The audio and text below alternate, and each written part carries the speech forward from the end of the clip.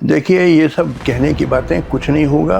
बिना क्रांति के इस देश में कोई सुधार नहीं हो सकता है। सारी जो संस्थाएं हैं कोलैप्स कर गई हैं, बिल्कुल खोखली हो गई हैं। पार्लियामेंट, चाहे जुडिशरी, चाहे ब्यूरोक्रेसी, सब बड़ा आरोप है कि वोट चोरी हो गई। मैंने कहा 65 लाख क्या 8 करोड़ वोटर हैं बिहार में, किसी को वोट देने का अधिकार ही नहीं होना चाहिए पूरे भारत में, क्योंकि आप वोट देने लायक नहीं है। आम जो जनमानस है वो तो आम जनमानस बेवकूफ है। 90% लोग बेवकूफ हैं, उनको अकल नहीं है भाई। मैंने कहा ना, वो तो जात बिरादरी पे जाते हैं, ये नहीं देखते हैं कि उम्मीदवार का मेरिट क्या है। वो देखेंगे उसकी जात या मजहब, उसी पे वोट देंगे। अभी जो नेता हमारे 2 कौड़ी के लोग हैं, इनको तो बस चाहिए सत्ता और पैसा। देश से कोई वास्तविक प्रेम नहीं है आज के नेताओं के। सब पार्टी के, मैं किसी एक पार्टी विशेष की बात नहीं कर रहा। पॉलिटिशियन आपको पसंद नहीं है? कोई नहीं है, सब 2 कौड़ी के लोग हैं। मानो वोटर लिस्ट ठीक तरीके से बने। अधिक से अधिक ये हो सकता है कि नेतृत्व में परिवर्तन बिहार में आ जाएगा, यानी नीतीश कुमार के जगह पे तेजस्वी यादव मुख्यमंत्री हो जाएंगे। मगर इससे आम आदमी की जिंदगी में क्या फर्क पड़ेगा? क्या उसकी गरीबी दूर हो जाएगी, बेरोजगारी दूर हो जाएगी, भुखमरी दूर हो जाएगी? कुछ फर्क नहीं पड़ेगा। जनता तो दासी की दासी रहेगी। मैंने कहा, इनसे पूछिए, अगर इनकी लड़की किसी दलित लड़के से शादी करना चाहे तो राजी होंगे? एक नहीं राजी होगा, कहीं तो कत्ल करवा, दोनों का ऑनर किलिंग करा देंगे। मैंने कहा, मैंने सिद्ध कर दी, 2 मिनट नहीं लगे, 1 मिनट में मैंने सिद्ध कर दी। जो आपके खोपड़े में जातिवाद भरा है, जाहिलों का देश है। मुल्क जो है, it is permanently in an election mode, हमेशा इलेक्शन मोड पे है। चुनावी माहौल यहाँ परमानेंट है, पूरे साल चलता रहेगा, क्योंकि 28 स्टेट और 8 यूनियन टेरिटरीज कहीं कहीं चुनाव होगा या तैयारियां होती रहेंगी। सर, अब फिर संविधान को आप डिनाई कर रहे हैं? संविधान तो मैं बता रहा हूँ, बिल्कुल डिनाई का। संविधान तो जनता को बेवकूफ बनाने के लिए बनाया गया था। संविधान जो है, इसका पर्पस था टू बिफूल द इंडियन पीपल, कि तुम राजा हो। डेमोक्रेसी है तो डेमोक्रेसी में जनता राज करती है, तो तुम राजा हो। ये आरक्षण तुम दलितों का नुकसान कर रहा है। तुम लोगों को गुमराह कराया जाता है, कि ये भ्रम फैलाया जाता है कि सबको फायदा होगा आरक्षण से, सब दलितों को नौकरी मिल जाएगी। कहाँ है? नौकरियां हैं ही कहाँ? मैंने कहा, ये सारा जो आरक्षण है पॉलिटिकल स्टंट है, वोट के चक्कर है। ये प्रतिक्रिया तो नहीं होनी चाहिए कि आप किसी चीफ जस्टिस ऑफ इंडिया पे आप जूता फेंको, ऐसी क्रिया तो नहीं होनी चाहिए। ये आज तक पूरे इतिहास में नहीं रहा है, तो ये अरे जज को कम बोलना चाहिए कोर्ट में। ये ज़्यादा बोलने की जो आदत हो गई कई जजेस को। आप वहाँ भाषण देने बैठे हैं, लेक्चर देने, जजमेंट के थ्रू बोलो जो कुछ बोलना है। कोर्ट में बकबक मत करो ज़्यादा। मैं तो कहता था कोर्ट में, देखो तुम मुझे जो चाहो, ओपन कोर्ट में कहता था, तुम मुझे बेवकूफ कहो, गधा कहो, चोर कहो, जो चाहो कहो, मैं कोई कंटेम्प्ट नहीं चलाऊँ। कंटेम्प्ट तभी चलाऊंगा अगर तुम मुझे काम न कर, जिसके लिए मुझे वेतन मिलता है। तुम मेरी फाइल उठा के लेके भाग जाओ, तो फिर मैं केस कैसे डिसाइड करूँ? ये ना करो। 1-2 बार तुम मुझे चोर और गधा कह के चल लो, ठीक है। नमस्कार, आप देख रहे हैं द पब्लिक माइक, और आज हम लोग जस्टिस काटजू सर से बातचीत करने के लिए आए हैं। तो सर, कैसे हैं आप? बिल्कुल ठीक है, थैंक यू। पिछला इंटरव्यू आपको याद है, हम लोग जब लिए थे? अब भूल रहे हैं हम। काफ़ी अच्छी प्रतिक्रिया रही है उस इंटरव्यू में। बहुत ढेर सारी चीज़ों पे बातचीत किए हुए हैं, आप जाकर देख भी सकते हैं। आज हम लोग कुछ सेलेक्टिव टॉपिक से हम लोग बातचीत करने के लिए सर के साथ बातचीत के लिए हम लोग आए हैं। तो आजकल क्या कर रहे हैं सर आप? बस आपसे बात कर रहे हैं, तो आपको इंटरव्यू दे रहे हैं जी। तो अभी हाल फिलहाल में क्रिकेट मैच देखते हैं आप? नहीं, क्रिकेट नहीं देखते। अभी बहुत एक मुद्दा चला कि इंडिया पाकिस्तान से मैच नहीं होना चाहिए, क्योंकि फिर मोदी जी का, प्रधानमंत्री का एक वीडियो वायरल भी होता है कि खून और पानी एक साथ नहीं बह सकते, पर इंडिया और पाकिस्तान का मैच हुआ। तो सारी कंट्रोवर्सी आपको पता है? अरे मुझे कंट्रोवर्सी है कि वो हाथ नहीं मिलाया हमारे प्लेयर ने, पाकिस्तानी प्लेयर, ये सब पहले। इसमें पॉलिटिक्स नहीं आनी चाहिए भाई। एक क्रिकेट मैच है, स्पोर्टिंग स्पिरिट में होना चाहिए। प्लेयर्स में आपस में अच्छा संबंध होना चाहिए। उसमें पॉलिटिक्स कहाँ से आ गई भाई? क्रिकेट में नहीं होनी चाहिए, किसी भी खेल में नहीं होनी चाहिए। खेल, गेम इज अ गेम, उसमें कहाँ से पॉलिटिक्स आ गई जी? कि हाथ नहीं मिला रहे हैं आप। स्पोर्ट्स स्पिरिट पे थोड़ा सा क्वेश्चन मैं नहीं अप्रूव करता हूँ जी। तो अभी सर देश का क्या हाल है? देश का क्या हाल है? अब देश का हाल बताने लगे तो बड़ा लंबा फिर थोड़ा उसके इकोनॉमिकली सोशियो देश का हाल अब सुनिए फिर, क्योंकि आपने पूछ लिया जी। देश का हाल है कि 12 मिलियन मतलब 120 लाख, जी 1.2 करोड़ युवा हर साल भारत के जॉब मार्केट में आ रहे हैं। 12 मिलियन, मगर नौकरियां जो हैं ऑर्गेनाइज सेक्टर ऑफ इकोनॉमी में सिर्फ 500,000 है, आधा मिलियन। तो बाकी 11.5 मिलियन युवा कहाँ जाते हैं? वो बन जाते हैं हॉकर, वेंडर, सड़कों पे कुछ बेच रहे हैं, bouncers, stringers, beggars, criminals, suicides, लड़कियां प्रोस्टिट्यूट्स। ये तो हाल है आपके एम्प्लॉयमेंट का। यानी एक गवर्नमेंट चपरासी की नौकरी एडवर्टाइज करे तो हज़ारों एप्लीकेशन आते हैं, जिसमें कई पीएचडी, कई एमएससी, एमबीए, इंजीनियर्स भीख मांग रहे हैं एक चपरासी की नौकरी के लिए। ये तो रोज़गार का आलम है। बाल कुपोषण का हाल ये है, ये आप देख लीजिए, गूगल में टाइप करिए ग्लोबल हंगर इंडेक्स। हर दूसरा बच्चा भारत का कुपोषित है, यानी ठीक से खाने को नहीं मिलता। और ये परिस्थिति और बदतर हो गई पिछले 4-5 साल में। जो हम लोग पोजीशन नंबर 101 थे, 125 देशों का सर्वे हुआ, तो 101 से गिर के 107 हो गए, और ख़राब हो गई सिचुएशन। ये तो चाइल्ड मेल न्यूट्रिशन का हाल है। 57% औरतें एनीमिक हैं जी। अब ये सब गूगल में देख लीजिएगा, मैं मनगढ़ंत नहीं कह रहा हूँ। फिर कीमतों का क्या हाल है, आसमान छू रही हैं। जो आम आदमी खाता आटा दाल, उसकी भी कीमत कहाँ तक पहुँच गई है। फिर हेल्थ सेक्टर का, हेल्थ केयर का, स्वास्थ्य का हाल क्या है कि देखिए, जैसे दिल्ली में हम हैं, यहाँ कई बड़े अच्छे हॉस्पिटल हैं, जैसे अपोलो है, मैक्स है, फोर्टिस है, मेदांता है, बहुत अच्छे हॉस्पिटल, मगर ये बड़े महंगे हैं, आम आदमी जा ही नहीं सकता इनमें। तो आम आदमी कहाँ जाता है? तो वो जाता है जिसको कहते हैं झोला छाप डॉक्टर के पास, क्वैक्स, अंग्रेजी में क्वैक्स कहते हैं।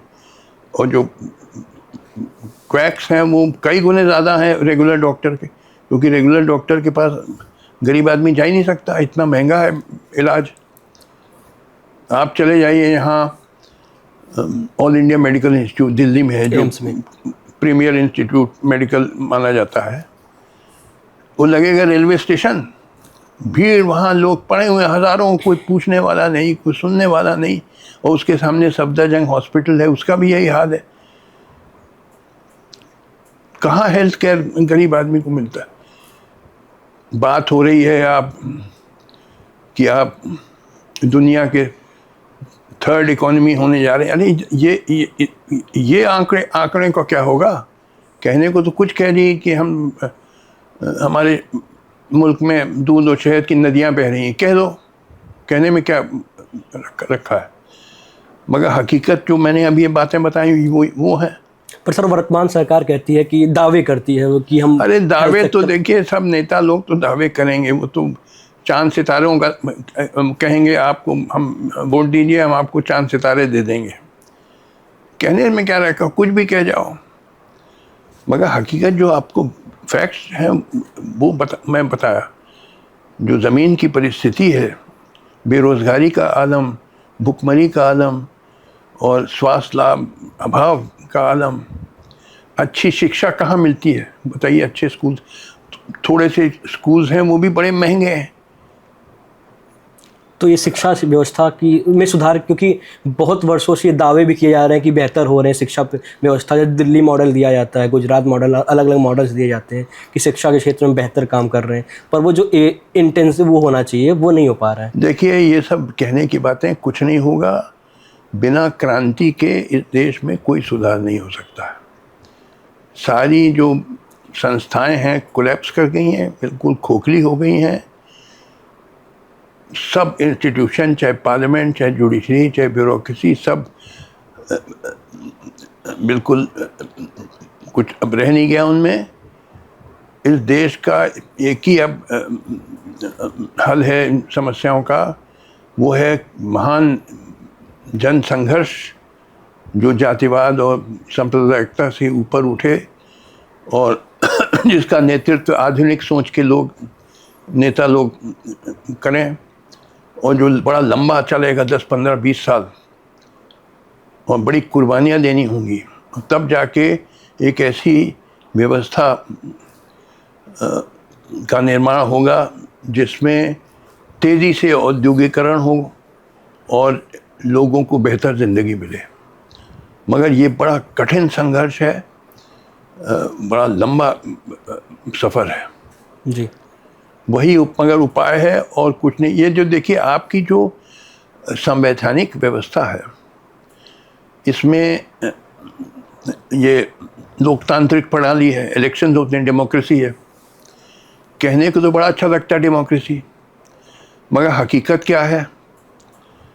हकीकत ये है कि 90% लोग जब वोट देने जाते हैं ये नहीं देखते हैं उम्मीदवार अच्छा आदमी है, बुरा है, जी, पढ़ा लिखा, अनपढ़, क्रिमिनल, नॉन क्रिमिनल, कुछ नहीं। भेड़ बकरी जैसे जात बिरादरी पे वोट डालते हैं। हमारी पूरी पॉलिटिक्स कास्ट और रिलीजन पे 90% चलती है। अभी जो 2024 का पिछले साल लोकसभा का चुनाव हुआ, आप गूगल में देख लीजिएगा, आधे जो लोग इलेक्ट हुए क्रिमिनल्स हैं, हाफ। आप गूगल में देख लीजिए, मेरी बात ना मानिए। जी जी। क्यों? क्योंकि जो वोटर ये नहीं देखता है कि ये क्रिमिनल है कि नॉन क्रिमिनल, वो उसकी जात बिरादरी देखता है। तो अब जैसे ये कई लोगों ने मुझसे कहा कि साहब बिहार में चुनाव होने जा रहा है अगले महीने जी, और बड़ा आरोप है कि ये वोट चोरी हो गई और वो वोटर लिस्ट की रिगिंग हुई, इलेक्शन कमीशन मिल गई है बीजेपी से, और कितने 60, कोई कहता है 60 लाख वोटर का नाम, 65 लाख, कोई 65। जी। मैंने कहा और वोट चोरी होनी चाहिए, किसी को वोट देने का अधिकार नहीं होना चाहिए, आप लायक नहीं है वोट देने के। मैंने कहा 65 लाख क्या 8 करोड़ वोटर हैं बिहार में, किसी को वोट देने का अधिकार ही नहीं होना चाहिए पूरे भारत में, क्योंकि आप वोट देने लायक नहीं हैं। आप जाके वोट देंगे जात बिरादरी पे, ये नहीं देखेंगे कि ऐसा उम्मीदवार को वोट दें जो आपका भला करे, वो कुछ नहीं देखेंगे। भेड़ बकरी जैसे जात बिरादरी पे वोट डालेंगे। तो आपको वोट का अधिकार मिलना चाहिए। मैं डेमोक्रेसी के फेवर में नहीं हूँ। यहाँ डेमोक्रेसी देखिए देखने में, सुनने में तो बड़ा अच्छा लगता है, मगर हकीकत क्या है?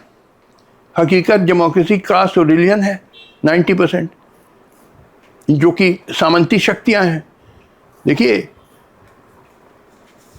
कास्टिज्म और कम्युनलिज्म ये सामंती शक्तियाँ हैं, इनका विनाश किए बगैर हमारा देश तरक्की नहीं कर सकता। मगर हमारी जो डेमोक्रेसी है उसको और मजबूत कर देती है जातिवाद और सांप्रदायिकता को, क्योंकि इसी पे चलती है। तो कैसे देश तरक्की कर सकता है ये डेमोक्रेसी से? आप डेमोक्रेसी लायक नहीं है।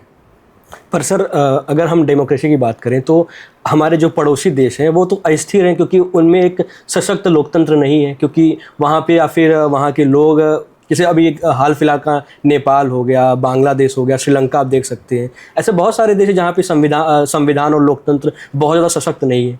तो ये 76 साल से चला आ रहा है बिना किसी, तो कुछ चीज़ें उसके वो तो होंगे। ये यानी आपको ये भारत का लोकतंत्र अच्छा लगता है? नहीं, आम जो जनमानस है वो तो आम जनमानस बेवकूफ़ है। 90% लोग बेवकूफ़ हैं, उनको अकल नहीं है भाई। मैंने कहा ना, वो तो जात बिरादरी पे जाते हैं, ये नहीं देखते हैं कि उम्मीदवार का मेरिट क्या है। वो देखेंगे उसकी जात या मज़हब, उसी पे वोट देंगे, या उम्मीदवार की जो पार्टी है जो किसी मज़हब या जात को रिप्रेजेंट करने का दावा करती है, उस पे वोट पड़ता है। तो आप ये लोग देखिए, एक चीज़ पहले आप चीज़ समझिए, बड़ी बेसिक चीज़ जी। डेमोक्रेसी या लोकतंत्र जो है, ये it is not an end in itself, जी, it is only a means to an and.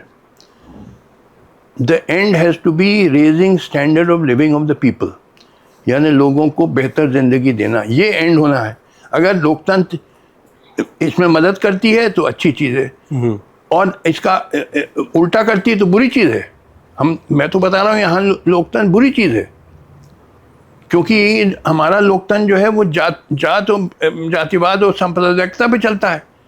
ये कैसे अच्छी चीज़ है? जातिवाद और सांप्रदायिकता तो हमारे देश को पिछड़ा रखे, गरीब रखे। देखिए, लोकतंत्र को आप लोग ने मान लिया जैसे कि ये कोई बिल्कुल सेक्रेड होली काऊ है। पहली तो आप में ये गलत फहमी है। लोकतंत्र को आप बहुत बड़ा चढ़ाव के मत, आप जो प्रैक्टिस होता है वो देखिए। भारत में जो लोकतंत्र है, कास्ट 90% कास्ट और रिलीजन वोट बैंक्स पे चलता है कि नहीं चलता है, सबको मालूम है। तो लोकतंत्र कैसे अच्छी चीज़ हो सकती है? अब जो लोग कह रहे हैं कि साहब वोट चोरी हो बिहार में, तो मैंने ये कहा कि देखो, तुम ये लेके चल रहे हो कि लोकतंत्र अच्छी चीज़ है, मगर तुम्हारी सोच में पहले ये गलती है कि तुम लोकतंत्र को अच्छी चीज़ मान के चल रहे हो, उस पर सवाल नहीं उठा रहे हो कि कैसे अच्छी चीज़ है लोकतंत्र, जो कि जातिवाद और सांप्रदायिकता पे चलता है। आप पहले आप ये लेके चल रहे हैं कि लोकतंत्र अच्छी चीज़ है, और तब आप कह रहे हैं कि देखिए ये वोट चोरी बुरी चीज़ है क्योंकि ये लोकतंत्र को नुकसान करता है। यही तो थिंकिंग सोच है। मगर जब लोकतंत्र अच्छी चीज़ नहीं तब फिर पूरी आपकी लॉजिक बेकार हो गई। पर भारत में अभी तो लोकतंत्र है, तो उस हिसाब से तो लोकतंत्र है। मैंने देखिए, लोकतंत्र कई प्रकार के होते हैं ना। भारत का लोकतंत्र की बात करिए आप, अमेरिका और इंग्लैंड की ना पढ़िए। यहाँ जो प्रैक्टिस होता है लोकतंत्र, वो जातिवाद और सांप्रदायिकता पे चलता है कि नहीं, 90% चलता है कि नहीं चलता। तो यहाँ की लोकतंत्र की, इंडिया की लोकतंत्र की बात, अल्टरनेटिव क्या है? क्रांति, रेवोल्यूशन। क्रांति मैंने बताया, देखिए जी, आपने सवाल पूछा, सुनिए। देखिए, क्रांति कोई आसान चीज़ नहीं होती है, बड़ी भयंकर भीषण चीज़ होती है। उसमें 10, 15, 20 साल लगते हैं। 10, 15, 20 साल जन संघर्ष करना पड़ता है, और जन संघर्ष के बाद जन क्रांति आती है। ये जन संघर्ष में बड़ी कुर्बानियाँ देनी पड़ती हैं, और ये अच्छे नेता जब आएंगे तभी जो आधुनिक सोच के नेता है, वैज्ञानिक सोच के नेता है, वही नेतृत्व कर सकते हैं। अभी जो नेता हमारे 2 कौड़ी के लोग हैं, इनको तो बस चाहिए सत्ता और पैसा। देश से कोई वास्तविक प्रेम नहीं है आज के नेताओं के, सब पार्टी के। मैं किसी एक पार्टी विशेष की बात नहीं कर रहा। पॉलिटिशियन आपको पसंद नहीं है? कोई नहीं है, सब 2 कौड़ी के लोग हैं। इनको देश से कोई वास्तविक प्रेम नहीं है। ये सिर्फ चाहते हैं कि वोट मिल जाए बाय हुक और क्रुक, यानी समाज को पोलराइज कर देना, नफरत फैलाना, जाति और मजहब के नाम पे समाज को बांटना, जिससे इनका वोट पक्का हो जाए। तो कैसे इनकी तारीफ की जा सकती है? और सभी नेताओं का ये हाल है। वो सिर्फ कास्टिज्म और कम्युनलिज्म के बेसिस पे चलते हैं। तो देखिए, अब जैसे मुझे कहा गया कि साहब वो चोरी हो रही है, आजकल मुकदमा भी चल रहा है शायद सुप्रीम कोर्ट। जी जी। मैंने कहा, देखो, मानो कि कोई वोट चोरी ना हो, 1 मिनट के लिए सोचिए कि मानिए बिल्कुल सही तरीके से वोटर लिस्ट बनाई जाए जी, तो भी जो वोटर है वो तो जाके वोट देगा जात और बिरादरी पे ही। पंडित जी तो कमल पे डालेंगे वोट, सीधे सीधे। यादव आपकी जो जात के हैं सीधे सीधे समाजवादी पार्टी को डालेंगे। ये नहीं देखेंगे उम्मीदवार अच्छा है बुरा है, इससे कोई मतलब नहीं, भेड़ बकरी जैसे अपनी जात बिरादरी पे डालेंगे। और दूसरी चीज़ ये है, मैंने ये कहा कि देखो, मानो वोटर लिस्ट ठीक तरीके से बने बिहार में, हम जी, तो अधिक से अधिक ये हो सकता है कि नेतृत्व में परिवर्तन बिहार में आ जाएगा, यानी नीतीश कुमार के जगह पे तेजस्वी यादव मुख्यमंत्री हो जाएंगे। मगर इससे आम आदमी की ज़िंदगी में क्या फ़र्क पड़ेगा? क्या उसकी गरीबी दूर हो जाएगी, बेरोज़गारी दूर हो जाएगी, भुखमरी दूर हो जाएगी? कुछ फ़र्क नहीं पड़ेगा। चेंज ऑफ लीडरशिप से क्या फ़र्क पड़ेगा? आम आदमी की ज़िंदगी पे क्या फ़र्क? ये तो जैसे वो रामायण में कथा है ना, कि जब वो कैकेयी शोर मचाने लगी कि मेरा बेटा भरत को राजा बनना चाहिए, राम को नहीं बनना चाहिए, दशरथ की बात। जी, तो मंथरा आई, उसकी दासी कैकेयी के पास आई, बोली कोई नृप होए हमें कहानी, चेर छाणिका होए बरानी, यानी कि कौन राजा होए, राम या भरत, मुझे क्या फ़र्क पड़ता है, मैं तो दासी की दासी रही हूँ, मैं कोई रानी तो बन नहीं जाऊँगी। तो चाहे नीतीश कुमार मुख्यमंत्री बने, चाहे तेजस्वी यादव मुख्यमंत्री बने, जनता तो दासी की दासी रहेगी। क्या आम आदमी की, देखिए हर पॉलिटिकल एक्टिविटी का एक ही टेस्ट, एक ही परख है, वो ये है कि क्या इससे आम जनता की ज़िंदगी बेहतर होती है कि नहीं, लोगों का स्टैंडर्ड ऑफ लिविंग राइज करता है कि नहीं, लोगों को बेहतर ज़िंदगी मिलती है कि नहीं, बस यही टेस्ट है। तो अब ये अगर आप मन में रखें तो सोचिए कि चाहे वोटर लिस्ट में रिगिंग हो, जनरल रिगिंग हो, आम आदमी की ज़िंदगी पे क्या फ़र्क पड़ेगा? कुछ नहीं फ़र्क पड़ेगा। तो वैसे ही गरीब, सुनिए, गरीबी हो, बेरोजगारी, भुखमरी रहेगी, तो लिहाजा इर्रेलेवेंट है, बिल्कुल इर्रेलेवेंट है, चाहे वो वोटर लिस्ट सही बने या गलत बने। मैं तो कहता है कि वोटर लिस्ट यानी वोट मिलना ही नहीं चाहिए, वोट चोरी। मुझे नीलू व्यास हैं एक जर्नलिस्ट, उन्होंने इंटरव्यू किया था, आप देख लीजिएगा, यूट्यूब में टाइप करिए काटजू नीलू व्यास। उन्होंने पूछा कि वोटर, ये जो वोट चोरी के बारे में क्या रहा है। मैंने कहा और वोट चोरी होनी चाहिए, सारा वोट चोरी हो जाना चाहिए, बिहार का ही नहीं पूरे हिंदुस्तान। तुम लोग वोट देने लायक नहीं हो। जब तुम वोट देते हो जात बिरादरी पे, मेरिट ऑफ कैंडिडेट नहीं देखते हो, तो लिहाजा तुमको वोट मिलना चाहिए, तुम लोकतंत्र लायक। देखिए डेमोक्रेसी के लिए ऐसी जनता चाहिए जिसका मेंटल लेवल एक हाई लेवल पे हो, जो रैशनल थिंकिंग कर सकता है ना। आप रैशनल थिंकिंग छोड़िए, आप तो जात बिरादरी पे वोट देते हैं। अब देखिए आपको एक दो बड़े मज़ेदार उदाहरण दूं मैं। मुझे एक बार बुलाया गया देहरादून यूनिवर्सिटी, कई साल पुरानी बात है, कोई कॉन्स्टिट्यूशन है किसी चीज़ पे बोलने के लिए। बहुत बड़ा हॉल था देहरादून में, 300-400 कुर्सियाँ थी, सब खचाखच भरा था, 100-150 लोग खड़े भी थे। तो फ्रंट रो पे बैठे हुए थे सारे प्रोफेसर देहरादून यूनिवर्सिटी के, कोई अमेरिका हार्वर्ड यूनिवर्सिटी का पीएचडी, कोई अमेरिका के येल यूनिवर्सिटी का पीएचडी, कोई लंदन स्कूल ऑफ इकोनॉमिक्स का पीएचडी डिग्री लिए हुए, और बढ़िया टाई सूट पहने, लेडी प्रोफेसर रंगीन साड़ियाँ पहने फ्रंट रो पे। सेकंड रो पे एसोसिएट और असिस्टेंट प्रोफेसर बैठे थे, और पीछे लड़के लड़कियाँ स्टूडेंट सारा खचाखच भरा था। मैं भी एक क्राउड पुलर हूँ, लाइक अमिताभ बच्चन। अगर अनाउंस हो जाए कि जस्टिस काटजू आ रहे हैं तो भीड़ आ जाएगी, एडवर्टाइज भी नहीं करना है। तो मैंने बहुत सारी चीज़ें कही, आप यूट्यूब में टाइप करिए काटजू देहरादून यूनिवर्सिटी या देहरादून लॉ कॉलेज, मेरी स्पीच पूरी 35-40 मिनट की स्पीच आप सुन सकते हैं। उसमें एक चीज़ मैंने ये कहा कि ये जो फ्रंट रो पे बैठे हैं आपके प्रोफेसर्स इस यूनिवर्सिटी के, अमेरिका से पीएचडी लेके आए, लंदन से, मैं 2 मिनट में सिद्ध कर दूंगा कि इनके खोपड़े में गोबर भरा हुआ है। यही शब्द थे मेरे, आप सुन लीजिएगा। मैंने कहा इनसे पूछिए, अगर इनकी लड़की किसी दलित लड़के से शादी करना चाहे तो राजी होंगे? एक नहीं राजी होगा, कहीं तो कत्ल करवा, दोनों का ऑनर किलिंग करा देंगे। मैंने कहा मैंने सिद्ध कर दी, 2 मिनट नहीं लगे, 1 मिनट में मैंने सिद्ध कर दी।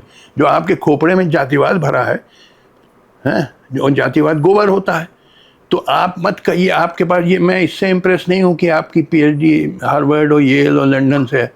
सवाल है खोपड़े में क्या है, आपके जातिवाद भरा हुआ है।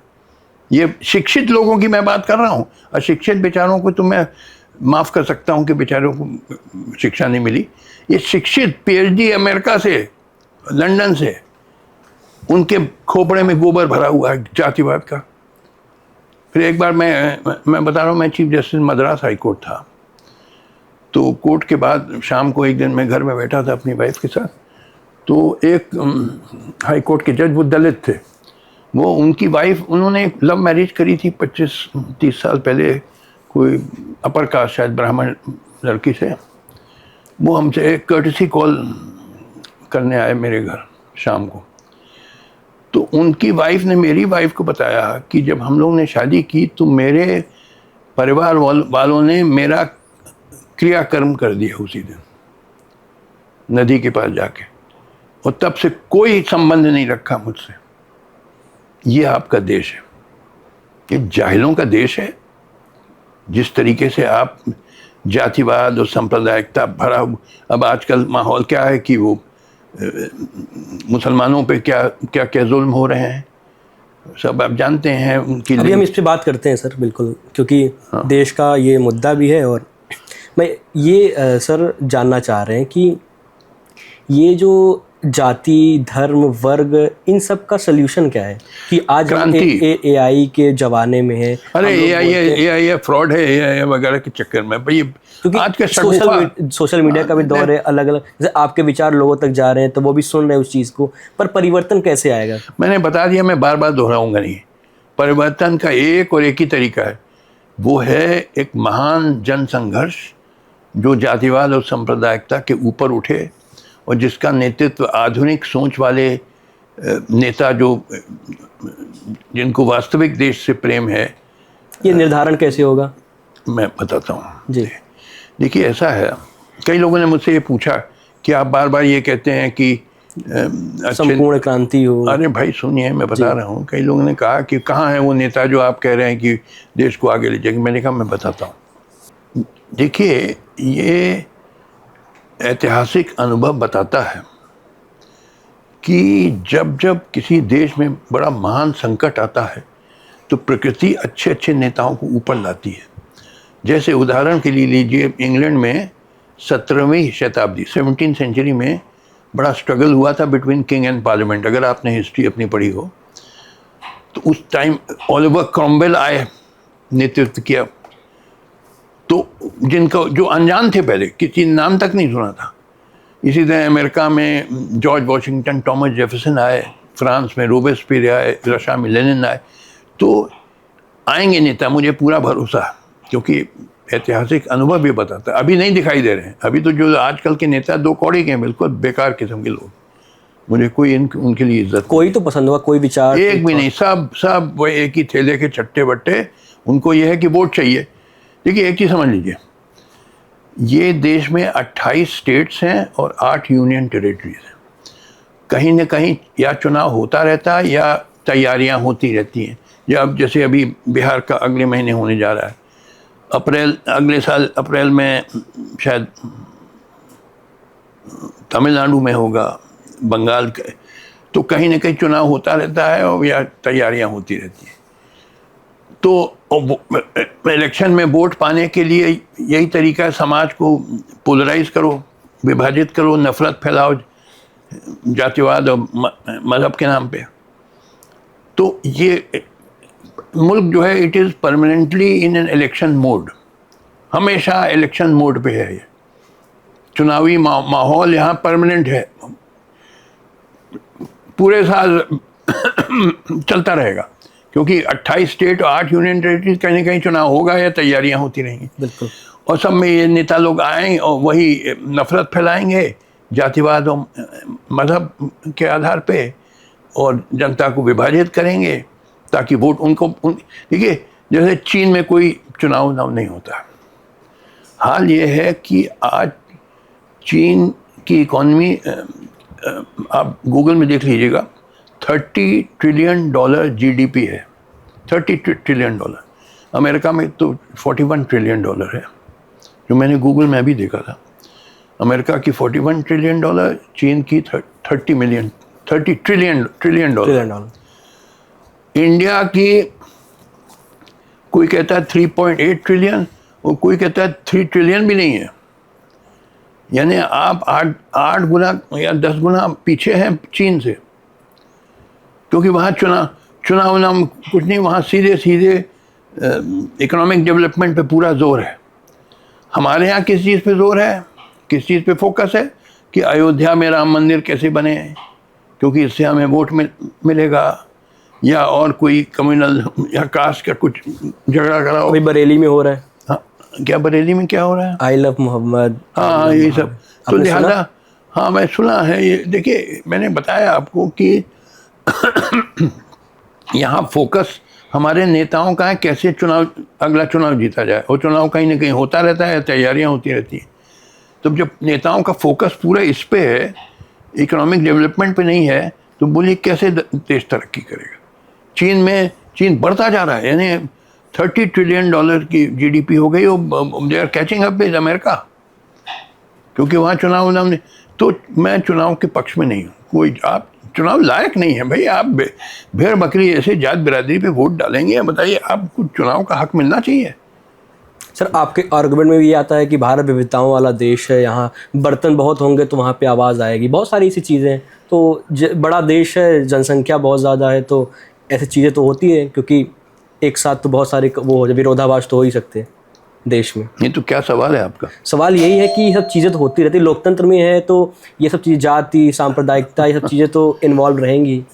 तो आप चाहते हैं कि जातिवाद होता रहे, सांप्रदायिक का होता रहे? नहीं, मैं ये चाहता हूँ कि लोकतंत्र सशक्त रहे, बाकी चीज़ें का उन्मूलन हो। यही तो असल सवाल है कि लोकतंत्र का मतलब क्या है। जो भारत का लोकतंत्र की बात करिए आप, अमेरिका और इंग्लैंड की मत करिए। भारत का लोकतंत्र मतलब जातिवाद या सांप्रदायिकता 90%। आप इसको सशक्त करना चाहते हैं, आप चाहते हैं हमेशा जातिवाद और बढ़े, सांप्रदायिकता और बढ़े। सोच के बोला करिए आप, बिना यहाँ तो हिंदू, आप माफ़ करिए, मैं आप निजी आपकी बात नहीं कर रहा हूँ। सारे जो तथाकथित बुद्धिजीवी लोग हैं यही चिल्ला रहे हैं, लोकतंत्र खतरे में, लोकतंत्र खतरे में, देखिए बिहार में वोट चोरी हो रही है और इलेक्शन कमीशन मिल गई है बीजेपी। अरे भैया, मैंने कहा कि कभी ये लोग सोचे हैं कि लोकतंत्र को आप ये मान के क्यों चल रहे हैं कि अच्छी चीज़ है कि खतरे में पड़ रहा है? अगर बुरी चीज़ है तो खतरे में पड़े या ना पड़े, फर्क क्या पड़ेगा आम आदमी के जीवन पे क्या फ़र्क पड़ेगा? मानिए कि वोट चोरी हो या ना चोरी हो, बोलिए, क्या बिहार में आप समझते हैं तेजस्वी यादव बन जाएंगे चीफ मुख्यमंत्री तो गरीबी दूर हो जाएगी? कोई भी बने अगर वो कुछ नहीं फर्क पड़ेगा। सर, अब फिर संविधान को आप डिनाई कर रहे हैं? संविधान तो मैं बता रहा हूँ, बिल्कुल डिनाई कर। संविधान तो जनता को बेवकूफ़ बनाने के लिए बनाया गया था। संविधान जो है, इसका पर्पस था टू बिफूल द इंडियन पीपल। कैसे? संविधान में डेमोक्रेसी लिखी गई है जी, कि रूल ऑफ द पीपल, जनता राजा है, जबकि वास्तविकता है कि थोड़े से दुष्ट लोग राज कर रहे हैं। मगर जनता को बताया गया कि तुम बगावत मत करो, क्रांति मत करो, क्योंकि तुम तो राजा हो, अपने खिलाफ क्रांति करोगे तो जो परिस्थिति उसको चलने दो, उसके खिलाफ विरोध मत करो। हैं, ये जनता को बेवकूफ़ बनाना हुआ कि नहीं? फिर दूसरी चीज़, संविधान में लिखा है कि मौलिक अधिकार हैं, फंडामेंटल राइट्स, पार्ट 3 में संविधान में, कि बोलने की आज़ादी है, और क्या है कि गर्मपूर्ण जीवन जीने का अधिकार, हाँ, लिबर्टी, इक्वालिटी, और क्या, धार्मिक स्वतंत्रता का अधिकार, हाँ, फ्रीडम ऑफ रिलीजन, अभिव्यक्ति की स्वतंत्रता, हाँ, और वो अभिव्यक्ति की स्वतंत्रता, और धर्म चुनने का, शैक्षिक। हाँ, अब सोचिए, एक गरीब आदमी, बेरोजगार आदमी, भूखा आदमी, उसको अभिव्यक्ति की आज़ादी से क्या मतलब, फ्रीडम ऑफ स्पीच से क्या, उसको बेवकूफ़ नहीं बनाया जा रहा है? नहीं, हम और आप बात कर रहे हैं। अरे हम आप छोड़िए, आम आदमी की बात करिए। आम आदमी जो है 75% बहुत गरीब है इस देश में। तो गरीब आदमी को क्या लेना देना कि ये फ्रीडम ऑफ स्पीच और लिबर्टी, इक्वालिटी, ये सब एक ढोंग है, जनता को बेवकूफ़ गुमराह बनाने की चीज़ है कि देखो तुम्हें आज़ादी है, तुम्हें फ्रीडम ऑफ स्पीच है, लिबर्टी है, इक्वालिटी है, तुम अब विद्रोह मत करो, तुम सब अधिकार है। असल देखिए, poverty is destructive of all rights. गरीबी जो है सब अधिकार का हनन कर देती है, और इस देश में बड़ा भीषण गरीबी है, 75% या उससे ज़्यादा जनता की। तो ये सारे जो राइट्स आपके दिए गए हैं कॉन्स्टिट्यूशन में, इसका कोई मतलब है गरीब आदमी के लिए? तो अंबेडकर को आप डिनाई कर रहे हैं? अब अंबेडकर की बात मत करिए, वो बड़ा लंबा है, क्योंकि पार्टियों के बीच में जो संवाद का विषय है आजकल, तो ये तो अंबेडकर, गांधी हो गए, नेहरू हो गए। तो आप तो अगर संविधान को भी नहीं मानते तो मतलब संविधान को हम बिल्कुल नहीं मानते। तो संविधान तो अम्बेडकर जनता को बेवकूफ बनाने का तरीका है ना। संविधान का मकसद है जनता को बेवकूफ बनाना कि तुम राजा हो, डेमोक्रेसी है तो डेमोक्रेसी में जनता राज करती है तो तुम राजा हो, तो तुम बगावत मत करो। किसके खिलाफ? अपने खिलाफ बगावत करोगे। अम्बेडकर के बारे में क्या विचार है आपका? अब मैं नहीं कहना चाहता हूँ इस पे एक और नहीं तो वैसे ही कुछ कोट कर दें आप। देखिए, मैं ये कास्ट बेसिस पे पॉलिटिक्स चलाना गलत मानता हूँ, क्योंकि ये अंग्रेज़ों की डिवाइड एंड रूल पॉलिसी का हिस्सा है। आप कास्ट बेसिस पे चलाएंगे कि आप दलितों को, देखिए दलितों पे बड़ा जुल्म हुआ, ये इसमें कोई संदेह आज नहीं। भी हो रहा है। आज भी हो रहा है, मगर इसका समाधान क्या है? समाधान ये नहीं है कि आप अपनी पार्टी बना लीजिए। वो तो चाहती है, जो रूलर्स हैं वो तो चाहते हैं कि डिवाइड एंड रूल रहे। जैसे ये आरक्षण की बात होती है। अब सुनिए, मेरे अपना राय सुनिए। मुझे बुलाया गया एक बार जालंधर में, वहाँ पंजाब में करीब 25-30% जनता दलित है जी। अच्छा, वहाँ पे एक डॉक्टर अंबेडकर वो जयंती थी। डॉक्टर अंबेडकर कोई संगठन है बहुत बड़ा पंजाब में, उन्होंने मुझे बुलाया बोलने को। ये 2-3 साल पुरानी बात है। मैंने पहले कहा देखो भैया मुझे मत बुलाओ, मैं जो बोल दूंगा झगड़ा हो जाएगा, क्या फ़ायदा। बोले नहीं साहब आइए। तो मैं गया वहाँ, बड़ी भीड़, 5-10 हज़ार लोग, बहुत बड़ा स्टेडियम था। तो और पहले और लोग बोले, फिर मुझे बोलने का। मैंने कहा देखो ये आरक्षण तुम दलितों का नुकसान कर रहा है। मैंने कहा मैं बताता हूँ कैसे। पहले तो देखो नौकरियां हैं ही कितनी सरकारी, मुश्किल से कुछ लाख। तुम लोग हो 25-30 करोड़ भारत की आबादी।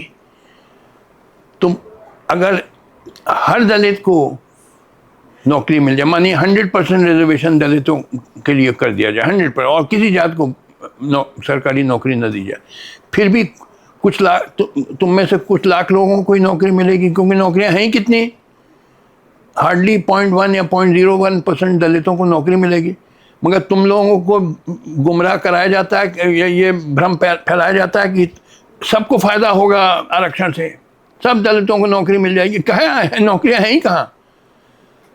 दूसरी चीज़ मैंने कहा कि देखो ये तो तुमको जो क्या कहते हैं, क्रचेस को क्या कहते हैं, बैसाखी तुमको बैसाखी दे दी गई है कि बैसाखी पे चलो हमेशा।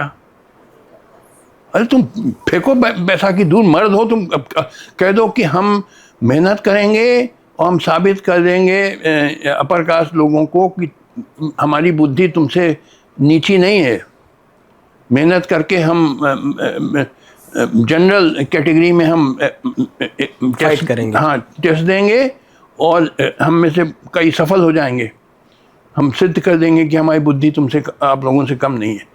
ये होती मर्दानगी। ये क्या कि हमें भाई जब तक बैसाखी न मिले हम चल नहीं सकते। तो ज़िंदगी भर तुम बैसाखी पे रहो, तुम्हें बैसाखी पे रखा गया है कि तुम इसी पे लटके रहो कि मेहनत मत करो, तुम्हें तो नौकरी मिल ही जाएगी या प्रवेश मिल ही जाएगा किसी एजुकेशनल इंस्टीट्यूशन में। तीसरी चीज़ मैंने कहा देखो तुमको 40-45% मार्क्स पे तुमको नौकरी या एडमिशन मिल जाएगा। वो अपर कास्ट का 90% जो पाता है उसको नहीं मिलता। तो उसमें क्या ये नफरत नहीं पैदा होगी कि हम 90% पाएँ, हमको नहीं मिला, और ये 45% पाके। तो ये डिवाइड एंड रूल पॉलिसी जो रूलर्स की होती है कि अपर कास्ट और लोअर कास्ट को लड़वा दो। मैंने कहा ये सारा जो आरक्षण है पॉलिटिकल स्टंट है, वोट के चक्कर है। तुम्हारा कोई फ़ायदा वैदा है, तुम्हें बेवकूफ़ बनाया जा रहा है। हम लोग सबको एकजुट होना चाहिए, चाहे अपर कास्ट चाहे लोअर कास्ट, एक मिल के एक महान जन संघर्ष करना है हम लोग को। और ये सब रिजर्वेशन तो तुम्हारा बड़ा नुकसान कर रहा है।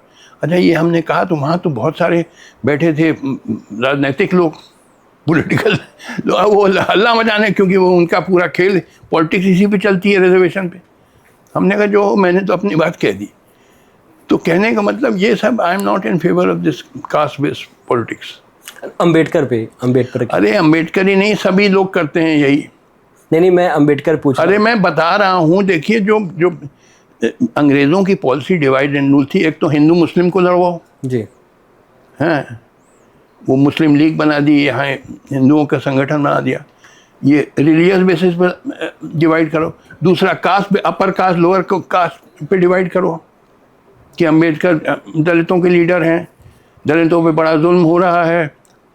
अपर कास्ट, देखिए अपर कास्ट में भी बहुत सारे हैं जो गरीब हैं, बहुत आपको गांव में मिल जाएंगे, ब्राह्मण भी बहुत गरीब, राजपूत भी बहुत गरीब मिल जाएंगे।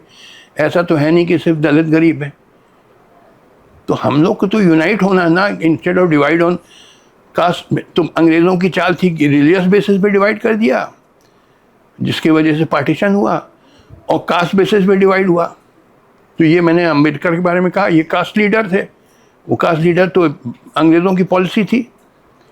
जैसे मैंने कहा गांधी ब्रिटिश एजेंट थे, वैसे ये अंबेडकर भी ब्रिटिश एजेंट, अंग्रेज़ों की पॉलिसी थी पूरी। तो सर आजकल आप इंस्टाग्राम बहुत ज़्यादा चल रहा है, आप चला रहे हैं? हाँ, इंस्टाग्राम नहीं, हम इंस्टाग्राम वगैरह नहीं, हम इस पे डालते हैं फेसबुक, ट्विटर, एक्स। हाँ, फेसबुक और ट्विटर वगैरह पे आर्टिकल्स लिखते हैं, अक्सर हम लिखते हैं जी। और अब जैसे आजकल ये हो गया है, ये गवई साहब पे जूता फेंका गया। हाँ, नहीं, मैं इस पे आने वाला था कि ये जो उन्होंने खजुराहो का मंदिर है विष्णु जी का, तो उन्होंने उस पर एक अपना वो बयान दिया, तो उसके बाद पर ये प्रतिक्रिया तो नहीं होनी चाहिए कि आप किसी चीफ जस्टिस ऑफ इंडिया पे आप जूता फेंको, ऐसी क्रिया तो नहीं होनी चाहिए। ये आज तक पूरे इतिहास में नहीं रहा है। तो ये मैं मानता हूँ आपकी बात, आप खुद रहे हैं, सुप्रीम कोर्ट में रहे हैं। अरे भाई, मैंने घोर निंदा कर, मैंने लेख लिखा है जी, जो आप देख लीजिएगा मेरे सोशल मीडिया पे। मैंने घोर निंदा करी है कि जो जूता मारा गया ये बहुत बुरी चीज़ थी, बिल्कुल मैं घोर निंदा किया मैंने इसकी। मगर साथ साथ मैंने ये भी कहा कि क्या आवश्यकता थी गवई साहब को ये बोलने की। वो जो केस आया खजुराहो में, कोई जवाई मंदिर था एक, विष्णु जी का मंदिर तोड़ दिया गया, उन्होंने कहा रिस्टोर करिए। तो आप जो लीगल इश्यूज हैं उस पर डिसाइड कर दीजिए। ये सब बोलने की क्या आवश्यकता थी कि तुम जाओ विष्णु से कहो वो रिस्टोर करे, तुम बड़े स्टॉन्च वर्शिपर है, कट्टर विष्णु के भक्त हो, तुम विष्णु से कहो। मानिए सपोजिंग एक केस आए सुप्रीम कोर्ट में, मुसलमान लोग करें कि कोई मस्जिद हमारा इलीगली डिमोलिश कर दिया गया, तो आप ऑर्डर करिए वो रिस्टोर किया जाए। उस पर जज अगर कह दे कि जाओ प्रॉफिट मोहम्मद से कहो कि रिस्टोर करे, क्या प्रतिक्रिया होगी? ऐसा कहना चाहिए? अरे जज को कम बोलना चाहिए कोर्ट में। ये ज़्यादा बोलने की जो आदत हो गई कई जजेस को, आप वहाँ भाषण देने बैठे हैं, लेक्चर देने। अरे आप डिसाइड करिए। आप देखिए, मैं गया था इंग्लैंड गया था कुछ साल पहले, और ब्रिटेन के हाई कोर्ट में गया,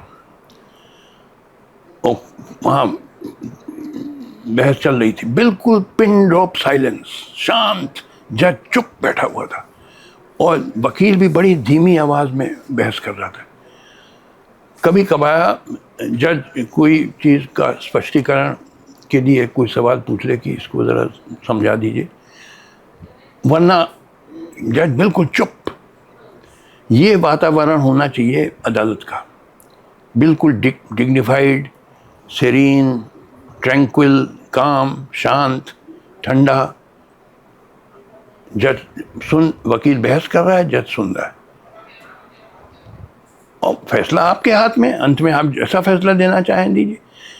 बीच बीच में आप कोई आपके मन में सवाल उठे, आप वकील से पूछ सकते हैं, इसको ज़रा हाँ क्लैरिफाई कर दीजिए, वरना जज को चुप बैठना चाहिए। वो एक बड़ा मशहूर इंग्लैंड का लॉर्ड चांसलर था। लॉर्ड चांसलर जैसे हमारे चीफ जस्टिस ऑफ इंडिया होते हैं, वैसे हेड ऑफ द जुडिशरी होता था, अब तो बदल गया। उसका नाम था सर फ्रांसिस बेकन। उसका बड़ा मशहूर बयान है कि अ मच टॉकिंग जज is like an ill tuned cymbal यानी कि जो जज ज़्यादा बोलता है वो बेसुरा बाजा जैसे होता है। जज को बकबक करने की क्या ज़रूरत है कोर्ट में? आप वहाँ कोई भाषण देने बैठे हैं, कोई ये मॉरल सरमन देने बैठे हैं, आप सुनिए और फिर फैसला कर दीजिए।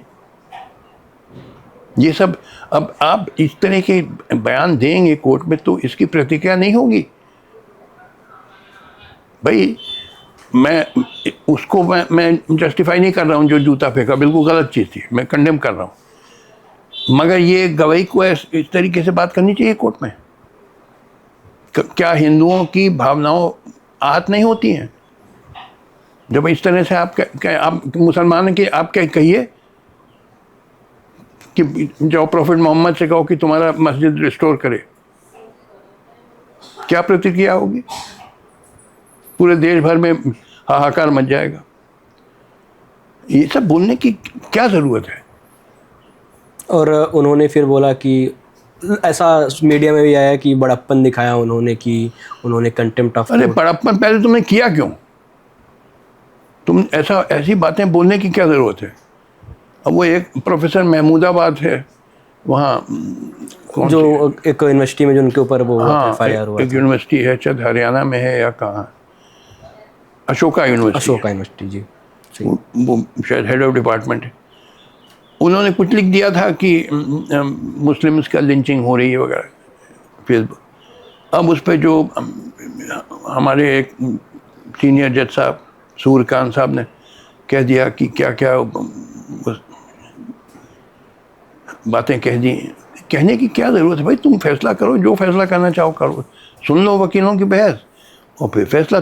कलम तो तुम्हारे हाथ में है, जो ठीक समझते हो फैसला दो। मगर ये कोर्ट में ज़्यादा बोलना नहीं चाहिए जज को। कहते हैं ना, अंग्रेजी में कहावत है, जज should speak through only through his judgments. Judgment के थ्रू बोलो जो कुछ बोलना है, कोर्ट में बकबक मत करो ज़्यादा। आप करेंगे तो प्रतिक्रिया होगी। मैं प्रतिक्रिया को डिफेंड नहीं कर रहा हूँ, जस्टिफाई नहीं कर रहा हूँ, वो गलत था, मगर आप वो मौका क्यों देते हैं आप कि ऐसी प्रतिक्रिया होगी? सर कंटेम्प्ट तो करना था। हाँ, कोर्ट को जो अरे वो जो करना चाहे करे, मैं वो अलग। अगर उनकी जगह पे आप होते तो अगर ऐसी कोई प्रतिक्रिया होती तो आप क्या करते? मैं कंटेम्प्ट मैं बिलीव नहीं करता था। मैं 20 साल जज रहा हूँ, मैंने कभी किसी के खिलाफ कंटेम्प्ट नहीं चलाया। नहीं, आपके खिलाफ कोई बोलता भी? हाँ, बोल रहा है, बोलने दो। अरे भाई, बोलने से मेरे जेब से क्या पैसा जाता है? कोई बोल रहा है, बोलने दो। मैंने कहा देखो, मैं एक परिस्थिति में कंटेम्प्ट चलाऊँ, क्योंकि मेरा देखो, मुझे वेतन मिलता है फैसला करने के लिए जी। मेरा काम एज ए जज है कि केस डिसाइड करें। तो तुम्हें कोर्ट में जो कहना है कि जस्टिस काटजू आप चोर हैं, कह दो, मैं कोई कंटेम्प्ट नहीं चलाऊँ। हाँ, तुम अगर कोर्ट की फाइल उठा के भाग जाओ तो हम अपना काम नहीं कर पाएंगे जी। या तुम एक दो बार तुमने मुझे चोर कह दिया, ठीक है, तुम दिन भर मुझे चोर चोर चोर चला दो, वहाँ कोई बहस ही नहीं हो, कैसी नहीं हो, मुझे फंक्शन करने दो। इसके अलावा तुम्हें तुम्हें मर्जी है। मुझे याद है एक बार क्या हुआ जी, बड़ा मज़ेदार किस्सा। मैं चीफ जस्टिस था मद्रास हाई कोर्ट में, 3 हाई कोर्ट का चीफ जस्टिस था, बाद में सुप्रीम कोर्ट, दिल्ली और मद्रास। तो एक बार मैं लंच इंटरवल में अपने चेम्बर में बैठा था मद्रास में, तो 2 सीनियर जजेस वो एक बेंच में बैठे थे, वो आए बड़े नाराज़ मेरे चेम्बर लंच इंटरवल में। बहुत एक पर्चा लेके आए थे जिसमें कहा था कि ये बेवकूफ़ हैं, गधे हैं ये दोनों जजेस वगैरह। एनोनिमस ने, किसी ने नाम नहीं लिखा अपना, वो डिस्ट्रीब्यूट कर दिया गया था हाई कोर्ट में। बहुत नाराज़। अच्छा, मैंने पर्चा पढ़ा, मुझे हंसी आ गई बड़ी जोर से। तो बोले, चीफ जस्टिस आप, हमारा इतना इंसल्ट हो गई और आप हंस रहे हैं इस पर। मैंने कहा देखो, ये सब चीज़ नज़रअंदाज करना सीखो, learn how to ignore all this, वरना तुम्हें ब्लड प्रेशर हो जाएगा। आज ही डेमोक्रेसी में ये सब कहा जाता है। अरे भाई, कोई कह रहा है क्या, एक कान से सुनो दूसरे निकाल दो। मैंने कहा अगर तुमने कंटेम्प्ट ऑफ कोर्ट वगैरह चलाया किसी के खिलाफ, मैं बता दे रहा हूँ, फिर ये हफ्तों महीनों चलेगा और तुम परेशान रहोगे महीनों। और अगर इसको इग्नोर कर दो, ये आज ही मामला खत्म हो जाएगा। कोई कल किसी पर कोई और मुद्दा आएगा, कोई इसको याद भी नहीं रखेगा। मैंने कहा देखो, जज को एक मोटी चमड़ी होनी चाहिए। कई चीज़ें कहीं जाती नेताओं की होती है। हाँ, जैसे एक बार मिर्ज़ा गालिब थे जो सबसे बड़े उर्दू के पोइट, उनसे ये किस्सा लिखा है हाली ने, जो मेन बायोग्राफर हैं। मेन बायोग्राफी मिर्ज़ा गालिब पे लिखी है, एक हाली थे, वो कवि भी थे उर्दू के। उन्होंने लिखा, एक बार लोगों ने कहा मिर्ज़ा गालिब से कि आप बड़ी लोग बुरी बुरी आलोचना करते हैं, आप उसका जवाब क्यों नहीं देते हैं? तो मिर्ज़ा गालिब ने कहा देखो, अगर कोई गधा तुम्हें लात मार दे तो तुम क्या उसको वापस लात मारोगे? If a donkey kicks you, will you kick it back? अरे इग्नोर करो। इग्नोर। तो मैंने ये सब उनसे बताया, उन दो जजेस से। तो जब बताया तो वो भी हंसने लगे, उन्होंने पर्चा फाड़ के कूड़े के डोकरे में फेंकी। मैंने कहा ये सब दीज आर ऑक्यूपेशनल हैजर्ड्स। जज को बहुत कुछ सुनना पड़ता है, तो ज़रूरी है आपकी उस पर कोई प्रतिक्रिया करें। अरे इग्नोर करो। मैं तो कहता था कोर्ट में, देखो तुम मुझे जो चाहो, ओपन कोर्ट में कहता था, तुम मुझे बेवकूफ़ कहो, गधा कहो, चोर कहो, जो चाहो कहो, मैं कोई कंटेम्प्ट नहीं चलाऊंगा। कंटेम्प्ट तभी चलाऊंगा अगर तुम मुझे काम न कर, जिसके लिए मुझे वेतन मिलता है। तुम मेरी फाइल उठा के लेके भाग जाओ तो फिर मैं केस कैसे डिसाइड करूँ? या तुम दिन भर चिल्लाते रहो चोर चोर गधा गधा के, ताकि वो कोर्ट की प्रोसीडिंग। ये ना करो, एक दो बार मुझे चोर और गधा कह के चल लो, ठीक है। ये सब चीज़ें इग्नोर की जाती हैं, बेस्ट इग्नोर्ड। अभी की जो न्यायपालिका है आपको निष्पक्ष लग रही है? देखिए, मैंने ऑलरेडी आपसे कह दिया है कि सारी संस्थाएं हिंदुस्तान की कोलैप्स हो गई हैं, उसमें न्यायपालिका भी, उसमें कोई सुधार नहीं हो सकता।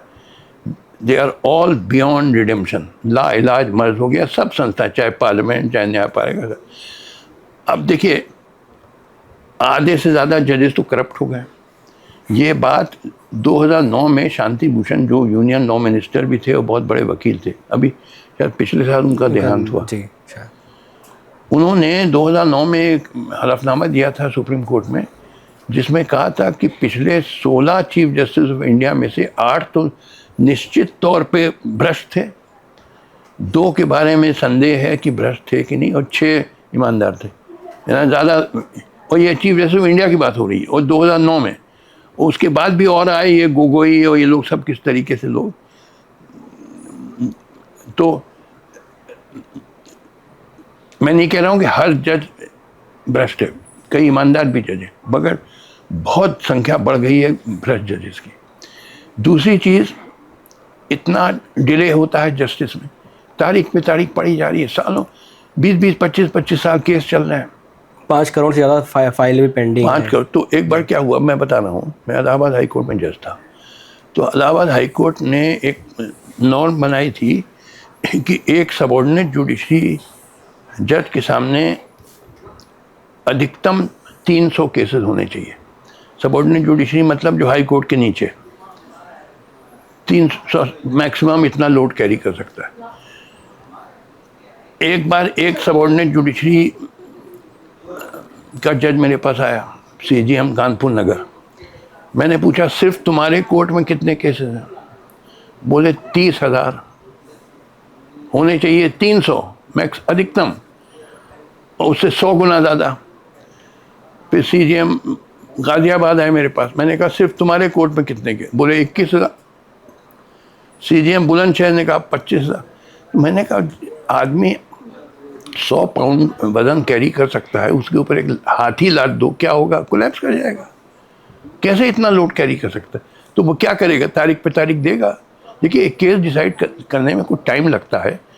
जज को पढ़ने होते हैं दोनों पार्टीज़ की जो प्लीडिंग्स होती हैं, फिर डॉक्यूमेंट्री एविडेंस आता है, फिर ओरल एविडेंस, फिर जिरह होती है, फिर वकील की बहस होती है, फिर जज को सोचना पड़ता है, तब हाई क्वालिटी फैसला आ सकता है। 1 मिनट में तो आएगा नहीं, कोई हम सुपरमैन तो है नहीं। अब जहाँ इतना ज़्यादा लोड है तो ये 20-25 साल लग रहा है by the time it is decided in appeal and second appeal. 20-25 साल अक्सर लग जाता है। तो ये कैसी जुडिशरी है कि 20-25 साल लगा रही है एक केस डिसाइड करने। तो मैंने कहा इसका कोई सुधार हो नहीं सकता है। आपके last her chief justice of India आता है, कहता है हम ये सुधार देंगे, कोई कहता है ये कर देंगे और रिटायर होकर चला जाता है, फिर सब भूल जाते हैं। कोई सुधार हो नहीं सकता। सुधार का सिर्फ एक ही क्रांति, दैट इज ओनली। मैं मेरी बिल्कुल सीधी थिंकिंग है, मुझे कोई कंफ्यूजन नहीं है। आप जिस टाइम पे थे, चाहे सुप्रीम कोर्ट के जज हो या फिर के हाई कोर्ट्स के, आप जो CJI थे, तो अभी CJI नहीं थे हम, सुप्रीम कोर्ट के जज थे, CJI नहीं थे। माफ़ करिए। तो चेंजेस कुछ लग रहा है पहले की अपेक्षा अभी की? कुछ नहीं कुछ नहीं, वैसे ही और बढ़ता जा रहा है भाई। क्या?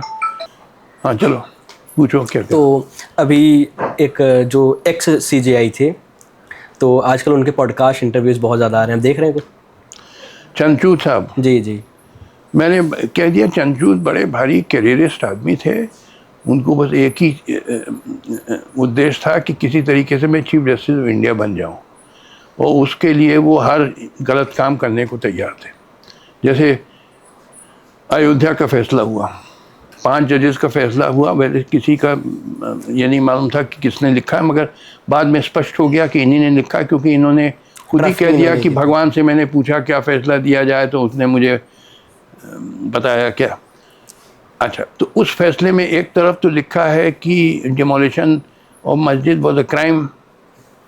तो अगर ये मानते हो कि क्राइम था तो जिसका था उसको रिस्टोर करो, मगर आपने तो दे दिया उनको जिन्होंने तोड़ा मस्जिद। जी, यानी रीजनिंग एक तरफ और कंक्लूजन उल्टी तरफ। क्यों? क्योंकि देखिए चंद्रचूड़ उस टाइम CJI नहीं थे, CJI गोगोई थे, मगर CJI चंद्रचूड़ को ये रहा होगा मन में कि अगर मैं सही फैसला दे दूं तो बीजेपी मुझे सुपरसीड कर दे, मुझे चीफ जस्टिस ऑफ इंडिया न बने तो ख़तरे में पड़ जाएगी। मैं उनको मन में था किसी तरह चीफ जस्टिस ऑफ इंडिया बनना है, चाहे गलत फैसला भी देना पड़े। तो